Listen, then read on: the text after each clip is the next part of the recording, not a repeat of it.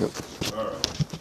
Well, welcome back, everybody, to our little Monday night Bible study / coffee talk, whatever you want to call it. We're glad to see our familiar faces here. Pastor Jonathan. Hey, Lauren. New face Donald. And David with us. Of course, me and Brother Carl. Now, we're going to continue off from where we left off. You know, if you recall, we left The off wolves and pain. I'm getting to that, Okay. Carl. I'm making sure. Anyway, Been a week we for left us. off at the death of Saul, and we were going to start with the reign of David. Now, as Carl pointed out, we need to go over the rules, all the rest of the stuff. Hello, Avery. And there comes our coffee. Yeah. And we Awesome. have our buddy Avery here. Thank you, Bubba. Bubba. The most important thing other than God himself in this Bible study. But anyway, our rules are very simple. Number one, we're not here to pander to any one denomination. We're here to talk about the Bible. We're not here to talk about denominations. Two, we're not here to try to get you to join any specific church. That's between you and God. And number three, we're not here to debate. We're here to discuss. Also, number four, before I forget, is we aren't going to put up with vulgarity. Brother Carl's over monitoring the comments. If y'all start getting vulgar, then we'll have to kick you. But we really don't want to have to do that, so please don't make us. I agree. Anyway, before we start today, Before you get done with that, also, because it's hard to do both of these at one time, we won't be answering questions right now. That will be at 9 o'clock when we do the Q&A part of it in our dorm room. yeah. Just a reminder to everybody coming on. All right. Thank you, Carl. You're welcome. But yeah, so anyway, we got out of the way. Let's go ahead and pray and start this thing. Thank you, Jesus, for this time. Thank you, Lord, for allowing us to come here and look at your word. Thank you for studying the word. That your word goes forward and does what it's supposed to do in the lives of those that are around. Pray, Lord, that you speak through me and I Lord, I allow ask you you to to say have a me word. to bring to the Bible study and become holy in heart. Change somebody's life tonight, Lord. In the name of Jesus, in the name of Jesus, in the name of Jesus. Amen and amen. All right, well, so we just went over how at this point Saul is dead, and well, we're going to go ahead and show how David was crowned king. So I'm going to go ahead and start with 2 Samuel chapter 2, verse 2 through 7. So David went up thither, and his two wives also, Anoihim the Jezreelites, and Abigail, or Nabal's wife, the Carmelite. You know, I just wanted to read that one because I always like it whenever the good girl ends up with a good man. You know, I just like that anyway. And his men that were with him did David bring up every man with his household, and they dwelt in the cities of Hebron. And the men of Judah came, and there they anointed David king over the house of Judah. And they told David, saying that the men of Jabesh Gilead were they that buried Saul. And David sent messengers unto the men of Jabesh Gilead, and said unto them, Blessed be ye of the Lord, that ye have showed this kindness unto your Lord, even unto Saul, and have buried him. And now the Lord show kindness and truth unto you, and I also will requite you this kindness, because ye have done this thing. Therefore now let your hands be strengthened, and be ye valiant. For your master Saul is dead, and also the house of Judah have anointed me king over them. Now, I want to point this out because, you know, it does show more of how David did sincerely love Saul. We've already gone over this, but it's great to know that the Lord still blesses, the Lord blesses those who blesses his people, and he blessed these men even after Saul was dead by doing a kindness even unto Saul's dead body in respect to his memory. You know, I just figure that, you know, people sometimes can overlook how, you know, even if someone is rejected of the Lord, if you bless them, the Lord will still bless you to a point. You know, seems good to me. You have something to say, Pastor? Well, I mean, there is a power in blessing. When you bless someone else, there is a benefit to that. You cannot go to the extreme that Balaam did, and try to bless that which is evil. That's not going to work. The people themselves are not evil. They do evil things, but within themselves, they are God's creation, and He loves them, and He wants to bless them and help them do the right thing. The greatest blessing is doing what is right. Yeah. And so, yeah, that's good. Thank you. But anyway, to sum up kind of how David's reign went, from here until Bathsheba, David went and he started being a very prosperous king, very prosperous for the kingdom of Israel. He was ruling, he was a very godly man, and he was ruling very godly. But then Bathsheba comes along, and there's just one screw up, really, that David had that haunted him for the rest of his life, as we saw with Jacob whenever he lied. That lie and the consequences of that sin haunted him the rest of his life. In the same way, even more so actually, David had one screw up that haunted him and the rest of his family for the rest of his life.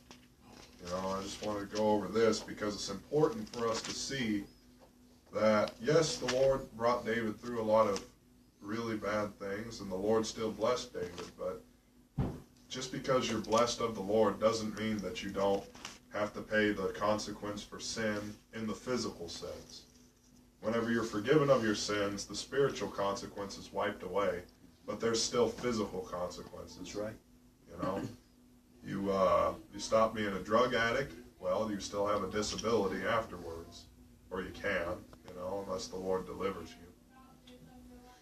But, I was actually looking to try to narrow down 2 Samuel chapter 11, but honestly, I honestly want to talk about too much in this chapter, so I really just couldn't narrow it down, so I'm just going to have to break down this chapter. But anyway, and it came to pass after the year was expired, at the time when kings go forth to battle, that David sent Joab and his servants with him, and all Israel, and they destroyed the children of Ammon and besieged Rabbah, but David tarried still at Jerusalem. Now, we all pretty much know the general story here. David, most people look at this and say that it was just David being idle, and that is true, but I think that it goes even deeper than that, because if you notice, it says here, after the year was expired, at the time when kings go forth to battle, that David sent Joab and his servants with him. Now, it's not just that David was sitting idle, it's that he was not in the place that he was supposed to be. He was supposed to go forth to battle. This was the time when kings go forward. But instead of going forward, he stayed in a place where God didn't want him, and frankly was being a bit lazy, and decided to just let Joab take care of it. Because it's real easy for us, even in our own lives, whenever the Lord blesses us with some sort of increase, be it an increase in the church or an increase in general, to just say, okay, well, I know I'm technically supposed to do this, but you know what? I think I can just, send this old boy over there and he'll get it done, Slack off a little, I think I've kind of earned a little bit of rest, I think I've been working pretty hard. I deserve a little bit of rest. Well, Just a kind of a question to see your point of view on it. okay. It said that he sent Joab and his servants with him. In a way, it seems like he ostracized him not only from his accountability, but also the good influence in his life. Joab, talking about he was a good man, but he was also David's right-hand man. Yeah. I think he planned it out that he wanted to get everybody out of there because he'd seen this woman before. Wasn't just like the first time he'd probably seen her. Well, that is a possibility, Maybe David. it might have gone worse, but Yeah, well, that is a possibility, David, but, well, I think that's how. we the reason do I know. don't agree with that So is, she was in on it. well, Didn't talk about it, but she was. I really don't think that, because it just doesn't say, because David, he had to inquire of, Oh, well, we'll jump in. who Bathsheba was. But again, I'm not going to debate. But to answer your question, Jonathan, yeah, I can definitely see how, David was getting Joab, although Joab wasn't exactly a good, we'll talk about later, he wasn't always the best of influences either. Right. But, yeah, I can see how spiritually speaking, whenever we send someone else who's strong to go do our job for us in the spirit, then we can get, it's sort of like whenever you get your friends away from you and you lose your support to live godly, you lose your accountability to live godly, and you lose people who are praying for you because instead of praying for you, they are focusing a whole lot more on praying for whatever it is they're doing for you that God doesn't want them to do, He's called you to do. Then yeah, I absolutely can see how spiritually speaking that situation does apply. David got the good influences out of his life that likely would have protected him. But anyway, did you have something to say, Pastor? You looked like you did. Oh, I think that it's a good point, that the fact that we need good people around us for strength. I mean, Solomon, told us in the multitude of counselors there's safety, and that's the reason. If we will look around us at the godly people and observe what the godly people are doing, it's a lot better indicator than trying to find out what's popular, trying to find out what the world's doing, following after the world. Paul made the statement, "Follow me as I follow Christ." Yeah. And so we would be a lot better off if our society would get rid of the wrong role models and begin to follow after the role models that are following after Christ. Yeah. It's like power, though. When you get to the top of the power thing, it's not where to go but down. Because you get authority and power, you're the highest. David knew he wasn't God, but he became very powerful there for a while. Evidently, he could do what he wanted to do. Yeah. That's the key, being able to do what you want to do sometimes. Did the wrong thing. Well, God had a check and balance He wanted to put in place. He had the king and then He had the prophet. Yep. And the king was to execute the rule, and the prophet was to be the one that it was the check and balance. That if the king overstepped his boundaries, then the prophet would be there, and the king would listen to the prophet. And so the check and balance system did eventually come in and work for David at the very end. But the front end is where the problem was, and part of that front end is he didn't have godly people to listen to, so he never did. So he didn't need to have their correction of the prophets. That's true. Well, anyway, moving on. And it came to pass in an eventide that David arose from off his bed and walked upon the roof of the king's house. And from the roof he saw a woman washing herself, and the woman was very beautiful to look upon. And David sent and inquired after the woman, and one said, "Is not this Bathsheba, the daughter of Eliam, the wife of Uriah the Hittite?" And David sent messengers and took her. And she came in unto him, and he lay with her, for she was purified from her uncleanness, and she returned unto her house. And the woman conceived, and sent and told David, and said, "I am with child." It's kind of like what you were saying, David, that this David, in the Bible David, was kind of high up on the king's roof. He was high up on the whole power thing. And since he didn't have godly counsel like he should have, he was able to succumb to his own lusts. The thing about power that we need to remember is that, there is a saying out there that power corrupts, but that's not necessarily the case. Power doesn't corrupt, power reveals. There was already something in David that would have wanted to sleep with the finest of women. A temptation, honestly, a lot of us men can relate to. I mean, it's very hard. There's a reason why the Bible says to flee sexual sin. Every other sin you can stand up to, but sexual sin you need to run from. Because sexual sin is like you're trying to war against your own body and what God has given you to be a good thing. I mean, those type of drives are good drives. You're commanded to go out and be fruitful and multiply and all that, but it's bad whenever it's directed at the wrong thing. That's right. But David didn't run. He looked and, well, he kept looking. Can a man take fire into his bosom and not be burnt? Exactly. That's what it is. Well, I think David eventually figured out what the problem was, because later on we find that David makes the statement that he made a covenant with his eyes. Exactly. And so, that was where he was at. He's the one that even come down and said, I will set no wicked thing before my eyes. That's right. So he was, but, this is not where he's at right now, though. Yeah. Oh, thank you. That's actually a good point. I mean, David, he had to go through this so that he could understand.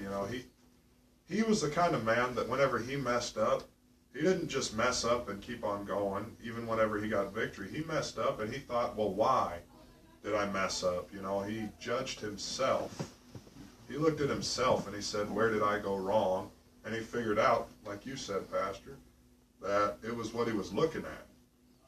And we all have to do that too. We have to examine ourselves, because if we judge ourselves, God doesn't have to judge us. That's a different Bible study, but that is biblical. If you have a question about that, we have a Q&A for that anyway. So the woman conceived, and David's over here is like, uh-oh. And starting with verse 6, and David sent to Joab, saying, send me Uriah the Hittite. And Joab sent Uriah to David. And when Uriah was come unto him, David demanded of him how Joab did, and how the people did, and how the war prospered. And David said to Uriah, go down to thy house, and wash thy feet. And Uriah departed out of the king's house. And there followed him a mess of meat from the king. But Uriah slept at the door of the king's house, with all the servants of his lord, and went not down to his house. Now, I'm going to stop there just for a moment. Now, obviously what David's doing here, he's trying to cover himself. He's trying to say, well, okay, this isn't my child, this is your child, That's why he sent him back. He said, well, you just head on home and, comfort your wife or whatever. He didn't say that, but, he would assume that that's what would have happened. But I just thought it was interesting when I was reviewing this chapter. It almost seems like he's working in the same spirit that Saul was, when you really think about it. I mean, what did Saul do? Saul had a problem. He didn't really feel like he could take care of the problem directly. So instead, he used indirect methods to cover his own sin and to try to escape. Ultimately, Saul was trying to escape the punishment of sin. And really, David's doing the same thing when you think about it. He doesn't want his reputation tarnished. He doesn't want people to know that he impregnated Uriah's wife, committed adultery. He's the hero of Israel. He doesn't want to admit that he messed up. And what was Saul's problem was his pride. And David's also having a little bit of a pride problem here, working away in the same spirit as Saul. And as we go on, you'll see more and more how he gets deeper into this spirit of Saul, so to speak. And when they had told David, saying, Uriah went not down unto his house, David said unto Uriah, camest thou not from thy journey? Why then didst thou not go down unto thine own house? And Uriah said unto David, the ark and Israel and Judah abide in tents, and my lord Joab and the servants of my lord are encamped in the open fields. Shall I then go into mine house to eat and to drink and to lie with my wife? As thou livest and as thy soul liveth, I will not do this thing. So we see here Uriah is kind of like acting how David was whenever Saul was coming after him. David was a very humble man, a very loyal man, And he thought of others before he thought of himself and did not think of himself above others. You see, Uriah is acting in a lot like how David would have acted. He had very good character. I mean, the ark, the presence of God. You know, the very first thing he mentions is the presence of God. The place where the presence of God is in a tent. So how can I say that I deserve to be in a house if the presence of God, you know, if essentially God's footstool is in a tent? You know, and all the rest of these things. So you would think that David would kind of look at him and be like, hey, you know, I kind of remember being in your position, and, you know, I want to reward you, but no, he was more concerned over a pride trip and covering his sin. Brother Jonathan? Well, before you go on, the concept of the actions he takes after this, I believe have a lot to do with the fact that he was convicted, because as you said, he saw the integrity in Uriah that he once had. Yep. And so that conviction, instead of allowing it to make him repent, he did exactly the opposite. He ran from God. Yep. That's right. And in all honesty, I mean, you know, jealousy will drive a man to do all kinds of crazy things, but I honestly do think that David and Uriah could have had some kind of a reconcile. You know, it's hard to reconcile something like that, but Uriah did obviously have a great love for David, a great love for Israel, but I'm pretty sure Uriah, he would have been mad, don't get me wrong there, he would have been furious. Uriah the Hittite. Uriah the Hittite would have been absolutely furious. He wasn't Jewish. But, okay. But, It had something to do with it. really? He loved the Jewish people.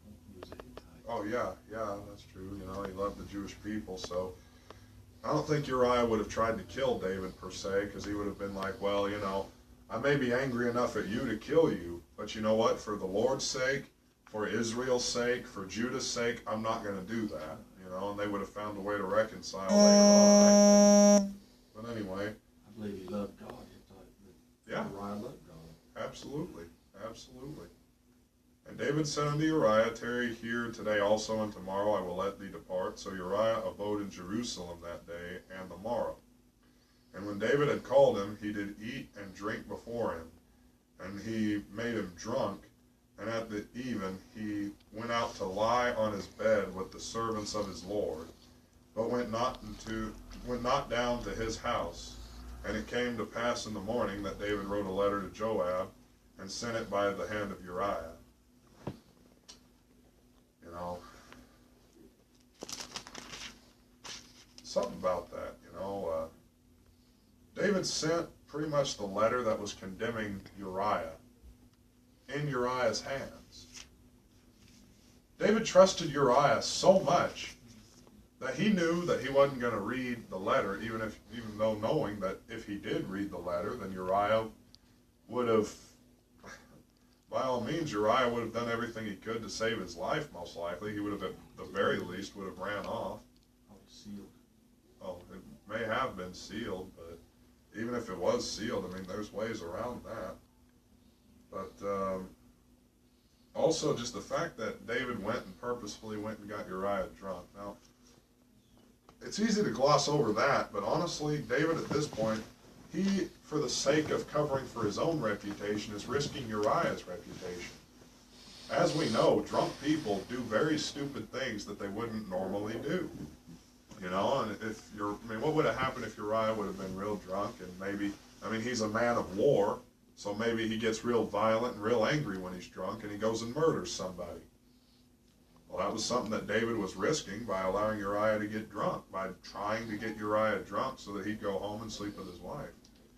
You know what would happen if Uriah would have, instead of sleeping with his wife, would have gone and grabbed some other woman? Very easily could have happened if he was drunk.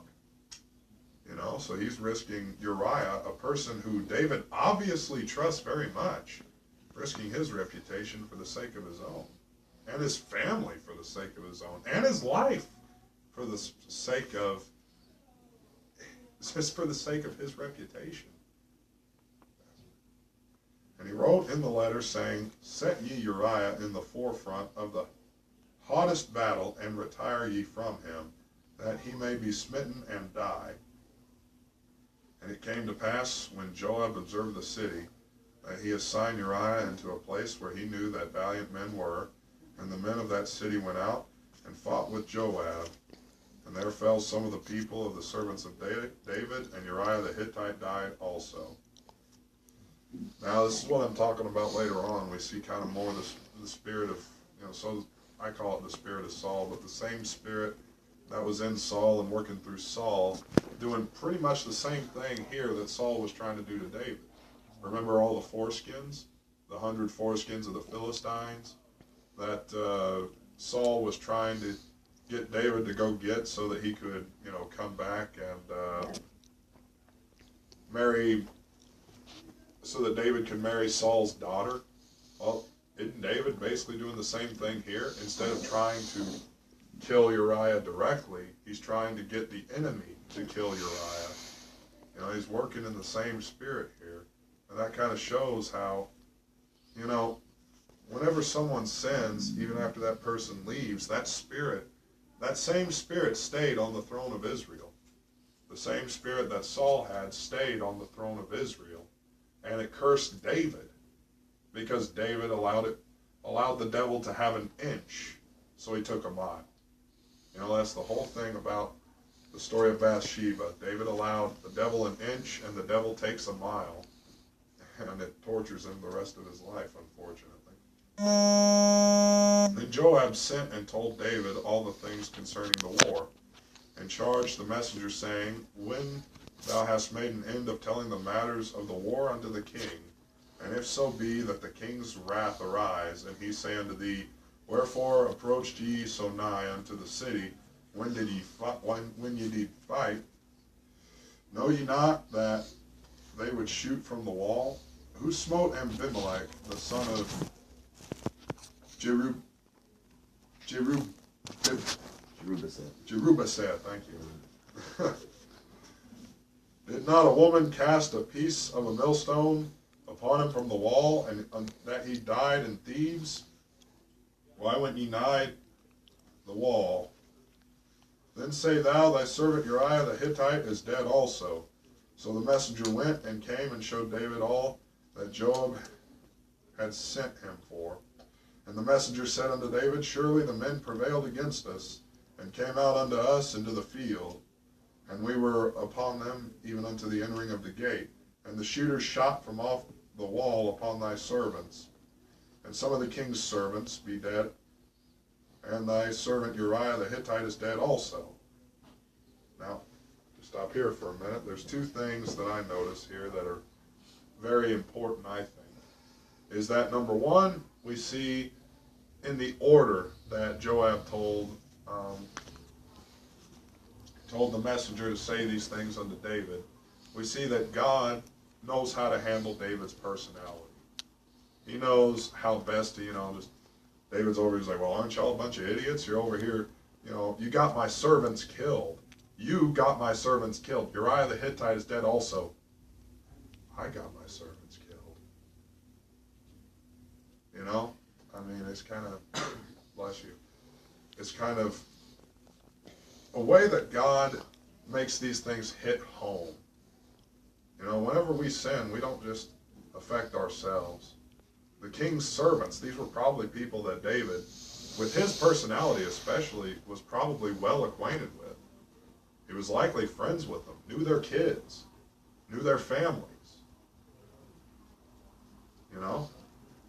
And it really would have crushed David to know that, because he was trying to protect his own pride, his own reputation, and because of his sins, other people paid the consequence. That's still true today with us for sin today. I say it all the time. People say, well, if God's so loving, why does he allow you leukemia in children? Well, he doesn't. It's because we sin. Whenever we sin, someone else pays a consequence for it, because we allow the devil to have more power in this world. Heck, the ultimate picture of this principle is Christ on the cross. Because we sin, God had to come down in the flesh and die on a piece of wood for what we did. And he was completely innocent. That's kind of what's going on here to a point. I mean, obviously not dying for your sins, but the king's servants didn't sleep with Bathsheba. The king's servants probably didn't know a single thing about it. But they paid the consequence because of what David did. That's something I feel we need to keep in mind as we go along in our own spiritual walk. Well, sin is something that always takes mankind farther than he wants to go. Yep. And never lets loose whenever mankind thinks that he can get loose of it. I mean, it's David never imagined that this is where this was going to lead. You know, when he saw Bathsheba, he didn't imagine that he would be killing one of his best friends, and as a result of it. Yeah. And it's sad. It is. You know, we've all seen it in our own lives whenever, you know, David started off having adultery in his heart. Then he became a fornicator. Then he became a backstabber. And then he became a murderer. We've all seen in our own lives how, you know, maybe we'll go and, you know, an example that I regret real deeply, even from my own life, was, you know, once I would go, you know, I once went and, you know, I got drunk with a few friends, so I became a drunkard. We started driving around in a car, so I was endangering their lives because it was my parents' car. Crashed the vehicle, almost killed all of us, didn't, but someone did get hurt, got hurt real badly. I remember looking at him, I didn't mean for him to get hurt, but if I would have said no, that person wouldn't have had to have gotten hurt. Now it's true, that person was in the car with me and was drinking with me, sure. So they do share in some of the blame there, I understand that, because they could have left. But you know what? If I would have never presented the situation in the first place, they would have never gotten hurt. My parents wouldn't have had to go through what they went through. And they were innocent, but yet they still had to pay. My parents definitely still had to pay, I mean, literally pay, for the consequences of what I did. Anyway, you got something there, Carl? No. Anyway, moving on. Then David said unto the messenger, Thus shalt thou say unto Joab, Let not this thing displease thee, for the sword devoureth one as well as the other, as well as another, I mean. Make thy battle more strong against the city and overthrow it, and encourage thou him. And when his wife of Uriah heard that Uriah, her husband, was dead, she mourned for her husband. So we kind of see how David goes from, well, you idiots, you know, why'd y'all go to the wall? And like, well, Uriah's dead too, so it was your fault, basically. He's saying, oh, well, you know, because I did it, because it was my decision, it's okay, you know. The sword devoureth one like it devours another. It's no big deal that this man died. You know, that's one way we can respond whenever God convicts us. We can just kind of say, God says, well, you did this. Well, you know, it's no big deal. It's no real big deal. Everybody's doing it. Yeah, everybody's doing Well, one of the things we say a lot of, and it is true to a point, well, that it rains on the unjust and unjust thing. Sure. That's one of the issues. I mean, it does do that, and there's applicable time for that. But it's one of the things we use as an excuse to get away from our sin. Yeah. Conviction. That is true, yeah. You know, there is a time where you got to say, well, you know, this person's struggling because it's just time for a struggle. It's not anyone's fault, really. They just, you know, struggles are a part of life. And there are times for that, but there are also times where we realize that we're the cause of their struggles. We need to say, well, I'm being a stumbling block, so I need to change. But David, at least right now, was not willing to do that. Well, a quick example, the struggles of life. Adam and Eve had to till the ground and had pain in childbirth. That was the problems of life. Of course, it resulted because of sin. Yeah. But Cain killing Abel in the morning and the pain that was brought upon Adam and Eve was the direct result of Cain's actions. Yeah. So there is, like you said, there is a difference. Yeah, there absolutely is a difference. Yeah. Anyway, moving on. Now, I'm going to go ahead. Who wants to get 2 Samuel 12, 1 through 14? 1 through 14. 1 through 14. I'll get it. Okay, and anyone want to get 16 through 25? I can get it. Okay, thank you. And the Lord sent Nathan unto David, and he came unto him and said unto him, There were 2 men in one city, the one rich, the other poor. The rich man had exceeding many flocks and herds, but the poor man had nothing save one little ewe, which he had brought up and nourished up and grew it up together with him and with his children. It did eat of his own meat, drank of his own cup, lay in his bosom, and was unto him as a daughter. There came a traveler unto the rich man, and he spread to take of his own flock and his own herd to dress for the wayfaring man that would come up unto him. But took the poor man's lamb and dressed it for the man that would come to him. And David's anger was greatly kindled against the man, and he said to Nathan, As the Lord liveth, the man that hath done this thing shall surely die. And he shall restore the lamb fourfold, because he did these things, and because he had no pity. And Nathan said to David, Thou art the man. Thus saith the Lord God of Israel, I anointed thee king over Israel, and I delivered thee out of the hand of Saul. Okay, hold on for just a second. Now, really and truly, what this is symbolizing here is, you know what, the whole thing with Bathsheba.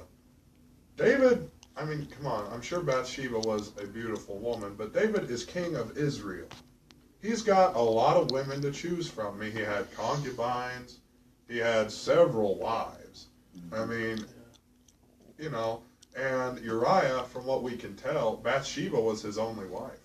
You know, this story is kind of saying, hey, you know, Bathsheba was Uriah's only wife, and Uriah cared a lot more about Bathsheba, his one wife, than you would have cared all your many of women that you can choose from.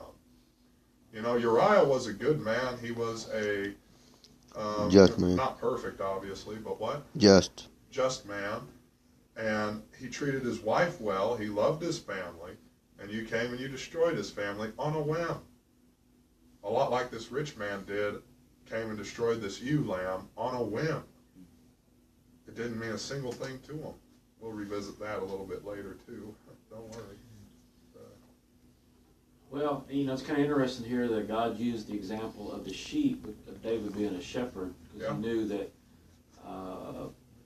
David had, you know, some experiences with the sheep and had a very close relationship. You can understand how somebody loved the sheep so very, very much that taking it from them would have been a great crime. Yeah. So God does know us as individuals and knows what our passions are. Exactly. You know, I mean, David was pretty much saying, oh, this thing's no big deal. And God was saying, no, this is a big deal. This is a really big deal. And the Lord showed him that this was a big deal. Because most people probably would have just saw, oh, you know, they killed some stupid lamb. You know, it's just a dumb animal, and they ate it. But David didn't see it like that. David saw it as something a lot more serious. Anyway, did you have something, David? Bathsheba may have been from Sheba. She might have been, I think she was being her, being a foreigner, everything would be kind of hidden, you know. But I think she was from Sheba, which is part of Ethiopia. The Queen of Sheba. I never thought of that, actually. So Solomon ended up being her son. So I understand mercy, God should have killed David. Yeah. He said, I'll have mercy on whom I'll have mercy. And Solomon became king of Israel. Yeah. We don't know. He said, I am black. So there's something there, you know, that's a little bit different than the normal story that we always hear. He said, I am black. He may have been of another race, you know, half Jewish, down in Arabia, goes down to Ethiopia. So it's just kind of an interesting story. You know, why was David attracted to her? We don't know.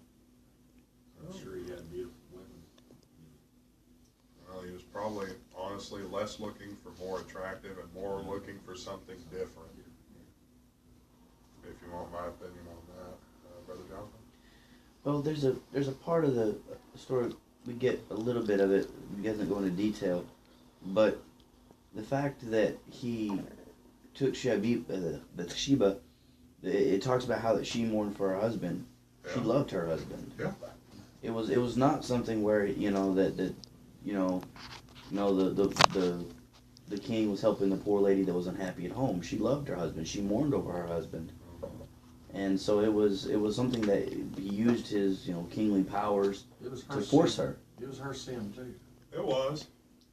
Right, but she did have the obligation of doing it because he was the king. But you are right. It is a sin before God regardless. But the fact that, it all comes into the fact that day after day, he did not have her love. I really believe that if King David would have quoted the Ten Commandments to himself every day, he probably would have avoided it a lot. But he probably wasn't quoting it to himself. Thou shalt not commit adultery. That's the You shall not covet your neighbor's wife. Yeah, that's the 10th commandment. The 10 commandments would have helped him there. Thou shalt not kill. Thou shalt not kill. I mean, he broke a lot of them, didn't he? Anyway, go ahead then. Continue on, Carl. And I gave thee thy master's house and thy master's wives into thy bosom, and gave thee the house of Israel and of Judah. And that had been too little, I would moreover have given unto thee such and such things. All right there. You see, God right here is saying, look, if you wanted more, all you had to do was ask. I mean, heck, it's no problem for me to give you more. I mean, you are being godly and faithful. I mean, if that's really what you want, but it's sort of like the sin of witchcraft, okay? What is witchcraft at its core? It's trying to, Rebellion. well, it's trying to get something without relying on the power of God, trying to rely on yourself instead of relying on God. It's not just necessarily relying on, amulets and tablets and it's more, it's more just trying to exalt something above God and saying, this will get me what I want, not God. That's what David did here. John? This may be a little archaic, but I think it does apply. Go ahead. As a child, everything looks better on mom and dad's plate. It always looks better. The grass is always green on the other side of the fence. He could have asked God for it and got it and got it a lot better. Yeah. But it looked a lot better. It was a lot more adventurous to get it the other way. Yeah. The Stealing it. Yeah. Stolen waters. It's more of a sweet thrill. it is. Stolen waters. Yeah. They're sweet. Doesn't work. Anyway, keep on going, Paul. Wherefore hast thou despised the commandment of the Lord, to do evil in his sight? Thou hast killed Uriah the Hittite with the sword, and hast taken his wife to be thy wife, and hast slain him with the sword of the children of Ammon. Now therefore the sword shall never depart from thy house, because thou despised me. Remember, now that sword shall not depart from thine house. Remember that. Mm-hmm. And thou hast taken the wife of Uriah the Hittite thy wife, and hast taken that says the Lord, behold, I will raise up evil against thee out of thy own house, and I will take thine wife from before thine eyes, and give them to thy neighbor, and he shall lie with thy wife in the sight of the sun. For thou did it secretly, but I will do things before all Israel, and before the sun. And David said unto Nathan, I have sinned against the Lord. And Nathan said unto David, the Lord also has put away thy sin. Thou shalt not die. Howbeit, because by this deed thou hast given great occasion to the enemies of the Lord to blaspheme, the child also that is born under thee shall surely die. Here we go. You see, I think this is probably where we're going to stop here. But as I said, you know, in the Ten Commandments, under the second commandment, we see, you know, that visiting the iniquity of the fathers upon the children unto the third and fourth generation of them that hate me. What we're seeing here is we're seeing the fulfillment of that commandment, the fulfillment of the promise that that commandment comes with, is that if you do not keep the commandments, if you don't keep my commandments, then your iniquity will be passed down to the third and the fourth generation. The third and fourth generation will bear your iniquity. You know, they'll be disadvantaged to start off with. And they'll have to fight off devils a lot earlier in their life than they would have had you not gone and done that. You know, it's really something to consider on that. And also, it just goes to show, whenever the Lord made his commandments, he made them for a reason. You know, I mean, people say, well, you know, the Ten Commandments, they're just there for so that they can restrict you. Well, yeah, they are there to restrict you. They're there to restrict you from going and causing a curse to come on your family. I mean, they're there to make sure that your family won't have to bear your sin and you won't have to bear your own. I mean, people say, well, David, he got away scot-free. Did he? No. I mean, you know, people, they're pretty much saying, oh, you know, they're going to be sleeping with his wives in the sun. You know, they're doing it really to mock him. In the open. In the open, exactly. In the sun, in the open. You know, they're doing it to mock him. They're saying, look, you know, this is mine now. This is mine now. You know, and this was this one screw-up that really caused David to lose all of his multitudes. And it's almost like, honestly, you know, something I just noticed, it's almost like David's own words God used to judge David. Think about it. I mean, David said, well, this man shall be killed or no, he won't be killed. This man shall give back fourfold what he took from the poor man. Thank you. The poor man with the little ewe lamb. And God pretty much said, okay, well then, if that's how you would judge the situation, I'll judge you the same way. And you're going to be given fourfold back. You're going to be taking fourfold iniquity. You have fourfold damnation on you because of what you've done. You know, and all these plagues come on him, fourfold plagues. Mm-hmm. And it affects him late in life. Late in life. Yeah, that was tough. Or, and if you look at it like you were talking about, you have, I mean, he paid for each and every individual sin he had, but him killing Uriah the Hittite, a life was required. He lost his son. Yeah. A life for a life. And his other sins, you know, for the rest of his life, you'll go over that. The rest of his life, he dealt with the sin he committed then. You know? Yeah. Mm-hmm. The rest of his life, he dealt with the consequences of his actions. Yep. And several of his children ended up dying because of Absolutely, it. yeah. You got something for us, Pastor? Okay. Well, if you break one law, the Bible says you broke them all. Mm-hmm. If you keep going down that road, you just got some knocks and every one of them down, you know. Pretty soon you've done all of them, just by starting out with one of them. Yep. It said visited upon the children. That doesn't mean they have to obey it, just because the devil or God visits something, the devil brings something. The children are not really that responsible for their parents. You're responsible for yourself, what you do. You could be visited. We're living in a world where lots of things are visited upon us. Yeah. If you own a cell phone, better stay off of it if something that's trying to visit with you on it, you know. Yeah. So we don't want to blame it all on mom and pop. No. Mm-hmm. No, I wouldn't. No, I'm sorry if I gave that impression. No, I I'm just making a point. You're right. No, you're absolutely right. Everybody's got their choices in life. Yeah. You know, just because the devil tempts you doesn't mean you have to say yes. That's absolutely true.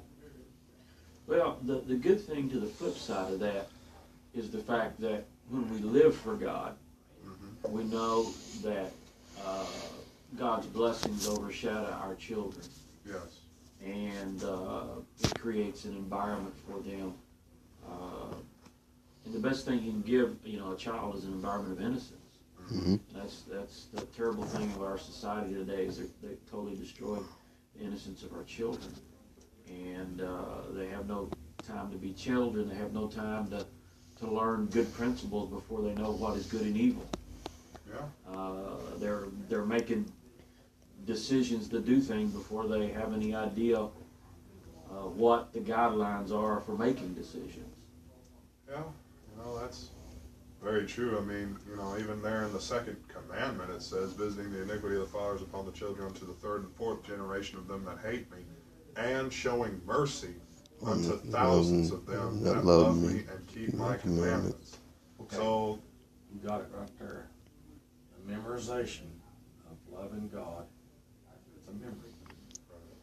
And knowing the Ten Commandments, which is not taught hardly in any church, to know the Ten Commandments. That's a downfall. It really is a letdown. Humanity hasn't taught our children to do right or to memorize it. If you memorize it, it's going into your heart. yeah. And if you do flub up, it's still there. You can't get away from it. Good. But I'm just saying, the not memorization of the Ten Commandments. Kids can't memorize, but they can say the short version. Yeah. Even in first grade level or pre-kindergarten, they say it with you. That really is a downfall for America, I think. If people knew more about God, they probably would be afraid they would offend him. They don't know anything. Mm-hmm. No, I mean, that's a good point, Having that relationship. Yeah, even the Bible does say, talking about always talking about spiritual things around your children, and also, a lot. Yes, go. 1 minute. Oh, well. Last thing I'll say then is honestly, we'll see a lot, and you see a lot all throughout the Bible that if people in the Bible obeyed the Bible, then there would be a whole lot less pain and suffering. But a lot of them, especially someone like Saul, just didn't know the Bible. Saul never went and made himself a copy of the law like he was supposed to, so he never really knew it. That's why he thought it wasn't a big deal whenever he went and sacrificed the way that he did. But anyways, I think that's about it. We're actually overtime by now. Anyways, I'm going to go ahead and do our little end-time announcements. As we said, we got a Q&A coming up on Periscope here at 9 o'clock, and that should last about 30 minutes. We've got a Bible discussion on Thursday going over the early Anabaptists and some of the Anabaptist history and doctrine. You may know them as Baptists. Not exactly, but sort of Baptists. We'll talk about that later. Anyway, and anyhow, we've email. What? Email. Email. We've got an email at searchfortruth15@yahoo.com. Email us if you have any questions and can't come to the Q&A, or you're looking for a home church. Also, we have a YouTube channel, Carl Boston. It's got a picture of a white dove with a black cross that's on fire, and we didn't really think about that design when we made it. I still see nothing wrong with it, but anyways, so we also got ourselves Facebook page. A Facebook page, Search for Truth Bible Study. If you want to follow us on Facebook, and I think that's about it. Okay, and also Cammie Fox does a Bible study. Tuesday at 9 and 9:30. Something like that. Yeah. She does good. But anyway, let's go ahead and close this session out with prayer then. Thank you, Jesus, for Lord, your thank you, God, for in the each and fellowship going of the This forward word, today. oh Thank God, you, Lord, will that upon you us take affect no us up Somebody so in apply it, the Lord Jesus. Oh, holy Jesus. Mighty God, to Lord, live holy, according to holy, the principles of the Word holy, of God. Live Blessings according Bless to all us that in you this have given today. us and Lord, shown you us, dear forgive. God. Lord, in Thank Jesus' you, God, name. help us to be consistent, dear God, to seek after Thank your you face, for dear God, to learn Lord, about let's you, to seek read after your your word, dear face and God. not go Present after ourselves a that living which is wrong. sacrifice, In pure and Jesus' holy and name. acceptable before you, dear in the name Jesus. of Jesus, in the name of Wrap your arms Jesus, around in the us and name of protect us Jesus. and keep us, dear God, as we go our ways, dear God. Amen Let and your amen. presence move with us. We Bless may his hide your holy word name. in our heart that we may not sin against you. In the Holy, name of holy, Jesus. holy, In the name of holy. Jesus, we pray. Amen. Amen. Well, y'all have a blessed night. We'll see y'all in about an hour.